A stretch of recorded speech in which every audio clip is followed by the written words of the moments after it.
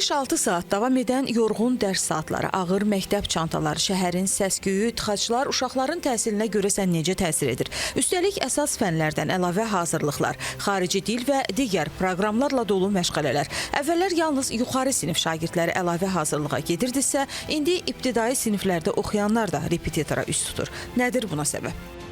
Valideynlər bir dəbə mi düşüb deyin, bir trendə mi qoşulub deyin, övladlarını müəllim yanına hazırlığa və ya kursa qoyur.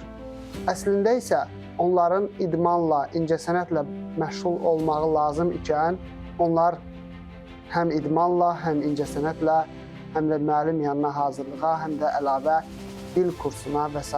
gedir. Bunun səbəbləri müxtəlifdir. Qeyd elədiyim kimi, bu bir sadəcə trend, dəb də ola bilər. Bunun digər səbəbi məktəblərimizdə şagirdlərin siniflərdə çox olmağıdır. Sir deyil ki, ali məktəblərə yüksək balla qəbul orta məktəbdə verilən bilik və bacarıqların nəticəsi deyil. Lakin indi şagirdlər əsasən repetitor yanına getməklə ali məktəblərə qəbul imtahanında yaxşı nəticə əldə edə bilirlər.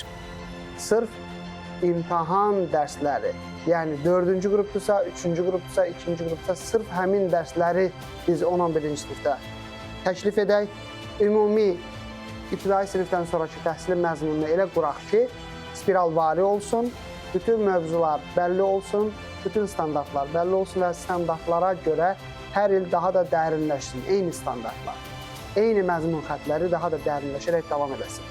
Belə olduqda bir uşaq 10-11-ci sinifin materialını öyrənərək universitetə gedə bilər. Nəinki 5-ci sinifdən başlayıb 11-ci sinifə qədər bitirmək məcburiyyətində qalsın. Bəs repetitor olmadan necə uşaqlar dərslərə mükəmməl hazırlaşa bilərmi? Zərurət halına çevrilib, ona görə ki, müxtəlif imtahanlar var nəticədə və şagirdin 1-ci sinifdən etibarən valideyn xəyalını 11-ci sinifdə hansı ali məktəbə girəcəyi ilə qurur və o nöqteyi nəzərdən özü üçün düşünür ki, mən övladımı bu istiqamətə yetişdirmək üçün mütləq formalaşdırmalıyam ki, yaxşı olsun. Lakin mən düşünürəm ki, əslində sistem özü də ona diktə edir ki, normal bir yaxşı müəllim, yaxşı sinif otağı, ibtidai sinifdə heç bir repetitor fəaliyyətinə ehtiyac olmadan şagirdin baza biliklərini götürə bilməsi üçün kifayətdir. Sadəcə biz o şəraiti şagirdlərə verməliyik və şagirdlər həmin fürsətdən istifadə eləməlidir. Ekspertlər deyir ki, son illər bir sıra olimpiyadalarında kütləviləşməsi uşaqların həmin yarışmalara iştirakına sövq edir.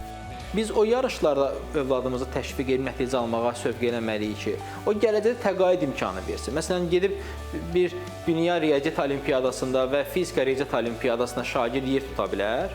Şagird həmin yarışlarda və olimpiyadalarda yer tutmaqla MIT-də, Harvardda və s. universitetlərin tam təqaüd ala bilər və alırlar da. Amma bu yarışlar, o yarışların alternativi deyil də. Ona görə də düşünmürəm ki, bunların kütləviləşməsi bizim təhsilimizə ciddi xeyir verir. Hardan etibarən dəyişməliyik? Siniflərin şagird sayını azaltmalı, müəllimlərin keyfiyyətini artırmalı, müəllimlər məktəbdə tam gün, tam zamanlı, yəni səhər saat 8-dən axşam saat 4-ə qədər məktəbdə olmalı və bu müddətdə kimin əlavə sualı olarsa, kimin əlavə hazırlığa ehtiyac olarsa, müəllim sinifində oturur və şagirdlər gəlir, oradan suallarını verir və ya əlavə o uşaqlara hansısa bir mövzunu yenidən izah edir. Təbii ki, bilik insan üçün vacib amildir, amma bu o demək deyil ki, övladlarımız bütün gününü hazırlıqlarda keçirməli, əlavə bilik naminə sağlamlığı əldən getməlidir.